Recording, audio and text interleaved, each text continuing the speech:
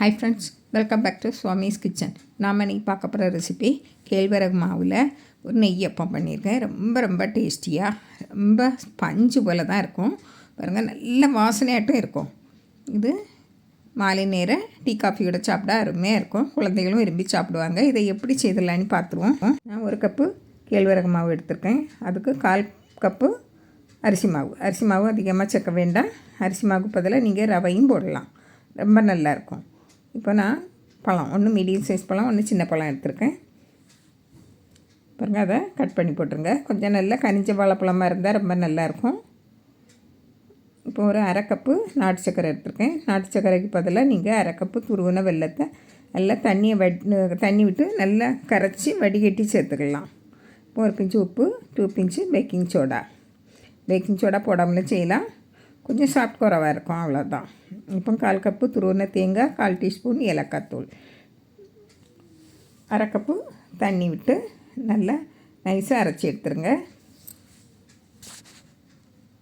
இப்படி இருக்கும், கெட்டியாக தான் இருக்கும். இப்போ இதை ஒரு மிக்சிங் பவுலில் மாற்றிடுங்க.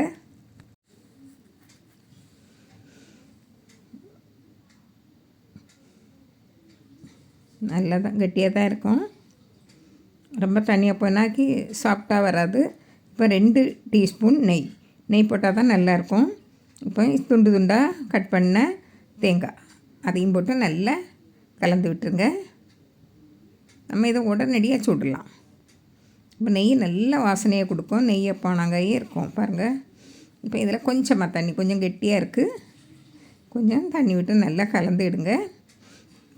கலந்துக்கிட்டு இப்போ நம்ம அடுப்பில் குழிப்பணியார சட்டியை வச்சிடலாம். உடனே செய்யலாம். நம்ம டீ காஃபி போட நேரத்துக்குள்ளே இதையும் நம்ம ஒரு சைடில் இப்படி அரைச்சி உடனே செய்யலாம். பாருங்கள், இப்போ இது நல்லா மேலே வந்துட்டு எண்ணெய் நல்லா காஞ்சிட்டு இப்போ 3/4 பங்கு அளவு விடுங்க ஒவ்வொரு குழியிலையும்.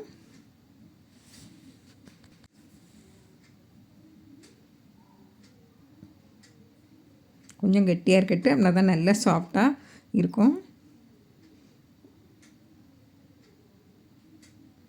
மூடி வச்சுருங்க. நல்லா அழகாக உப்பி வரும். பாருங்கள், 2 நிமிஷம் கழிஞ்சால் நல்லா மீடியம் ஃப்ளேமில் தான் இருக்கணும் அடுப்பு. பாருங்கள் எப்படி வந்திருக்குன்னு பாருங்கள். பந்து போல் உருண்டு வரும்.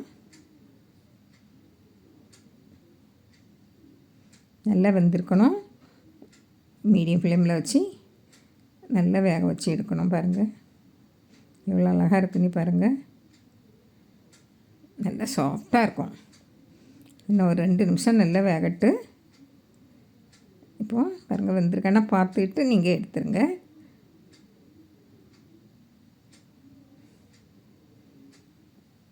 பாருங்கள், சுலபமாக சீக்கிரமாக செய்திடலாம். நல்ல டேஸ்ட்டாகவும் நல்ல வாசனையாட்டும் இருக்கும் இந்த கேழ்வரகு மாவு அப்பம். பாருங்கள், இப்படியே எல்லாமே சுட்டு எடுத்துருங்க.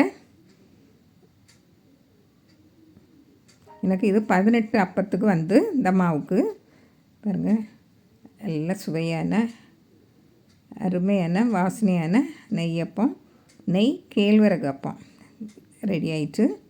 பாருங்கள், நான் ஒன்றை பிச்சு காட்டுவேன். பாருங்கள் எவ்வளோ பஞ்சு போல் நல்ல வாசனையாக இருக்கும்.